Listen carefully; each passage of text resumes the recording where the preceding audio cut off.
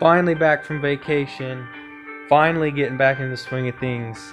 Hello everybody, welcome to Octane Rehab.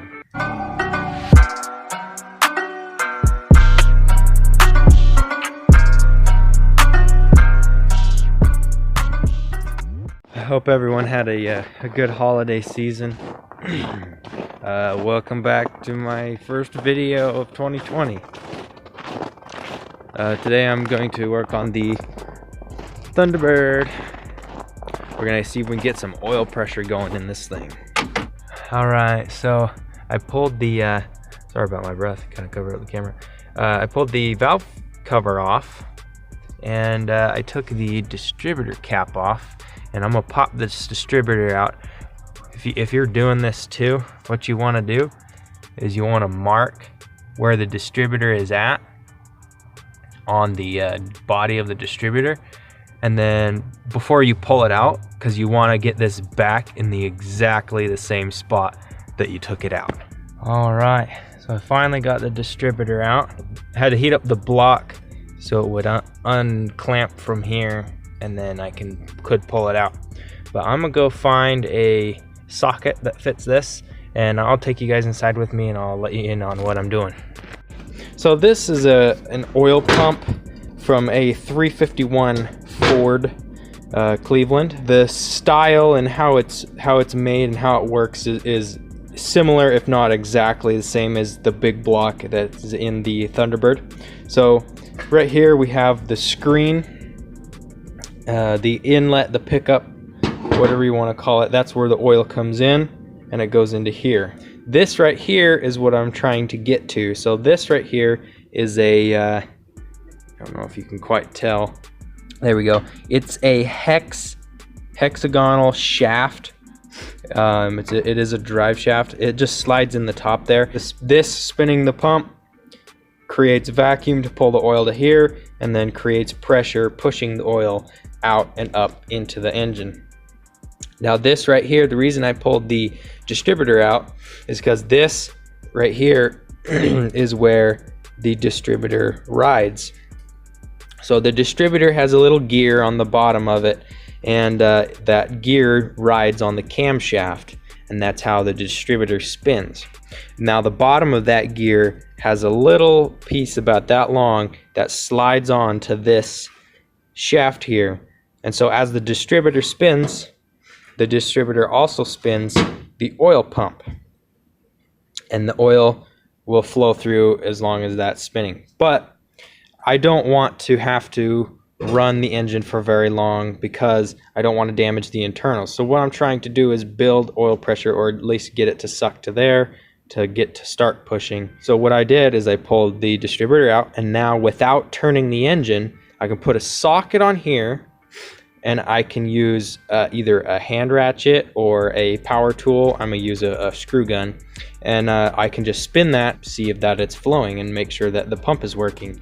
And if the pump doesn't work, then I have to tear it apart, put a pump in it. That's just a brief explanation of why I pulled the distributor out instead of starting it and running it or something. In case you didn't know, that's how that worked. So yeah, let's get back to it. All right, I have the socket on. This is just a 1/4 inch extension with an 8mm that goes down to the shaft on this gun that I'm gonna be using. So the reason that I took the valve cover off here is because you can see that one has a little bit of oil on it, but if I'm spinning that, I really have no way of knowing if it's making pressure or not, or building oil pressure. So the reason I took this off is because these right here have this little hole in the top here, and the oil will pump up through the lifters, or the push rods, and then it'll dump out onto the top of these and run down. Now some of these are very dry, that one and this one, and the one back there. But so if I have this off, and while I'm pumping it, I can watch and see if the oil is flowing through these. And when the oil flows through these, I know that the oil is pumping through and nice enough, and then now it has oil pressure.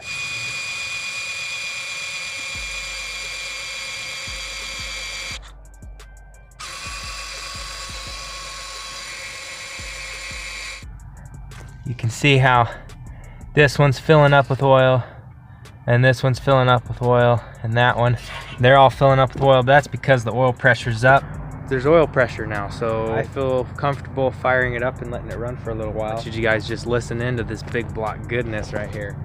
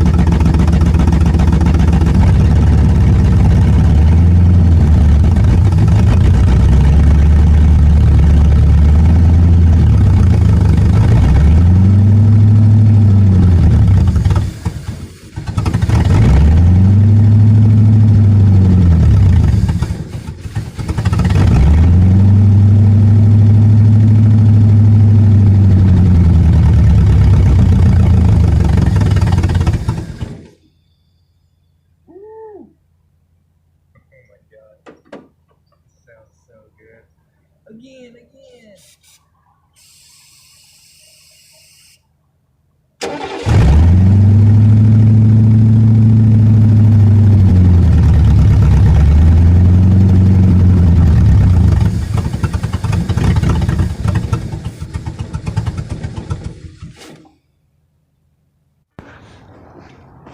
So with that oil coming through the top end, I think we have a happy, healthy, big block here. And oh, it sounds so nasty. It sounds nice. Very, very healthy sounding. I just need to get it some fuel in it and make it run under its own fuel and get its own pressure. And yeah, stay tuned, guys. This is gonna be super awesome. So cool. Sounds mean.